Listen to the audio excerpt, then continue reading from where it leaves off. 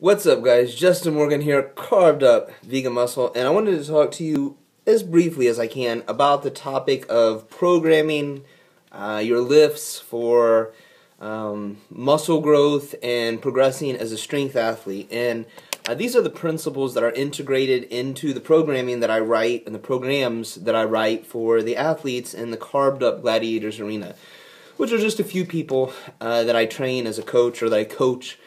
Primarily for powerlifting. I have had a couple people interested in bodybuilding that were with me for short periods of time. Nobody that's actually gone through with actually competing yet.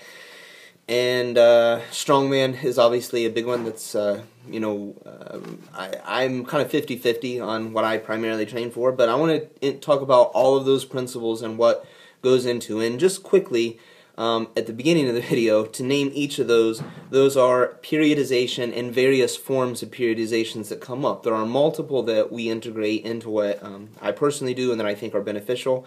Another concept is exercise selection, what you actually, the lifts that you actually pick to do, the frequency in which you do those lifts, and then the exertion or the rate of perceived exertion. When I say rate of perceived exertion, that's actually a way that we use to rate how difficult a lift was. Some other people might use percentages, and that would also be a way of measuring the amount of intensity that you're that you're lifting in. So, just to start off with, periodization is probably the most broad topic that we do. So. That would be, there are different ways that we integrate periodization. So one is block periodization, and then the other one is daily undulating periodization. And with what we do, or what I do with the athletes in the Carved Up Gladiators arena,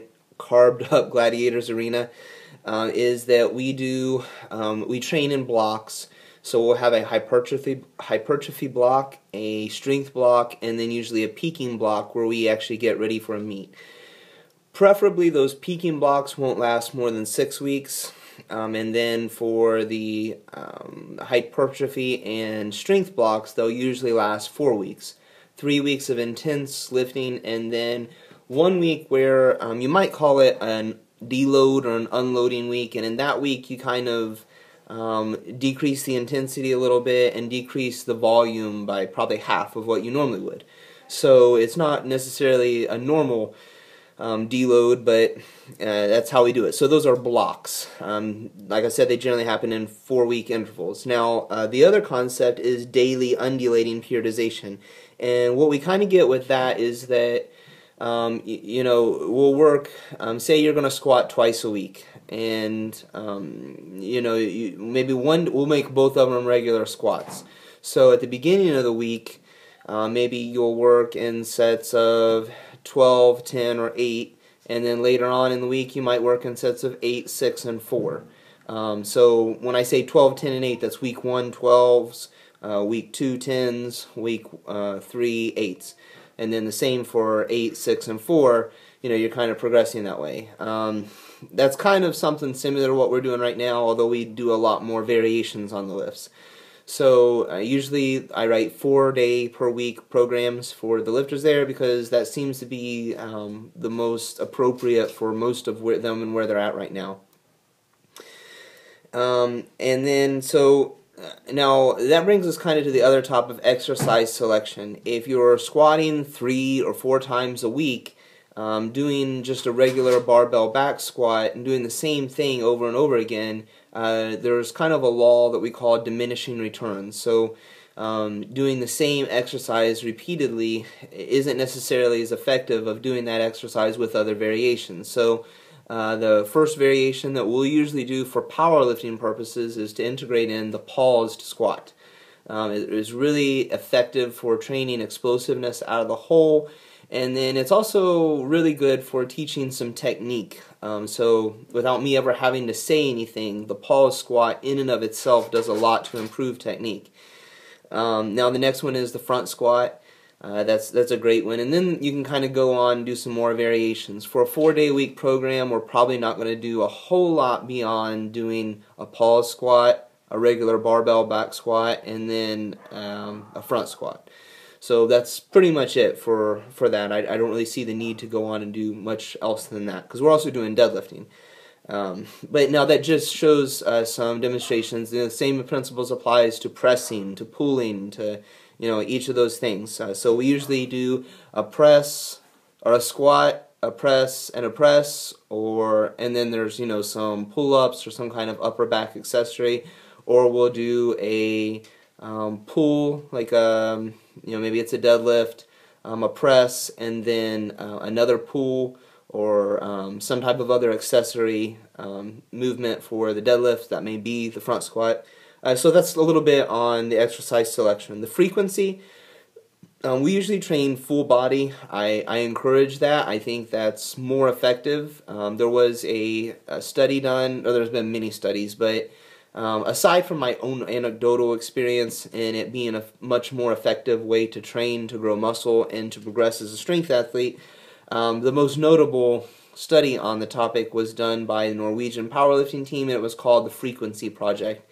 And they found that people that trained, if you cut up your volume over the course of a week, sorry, my dog's going crazy.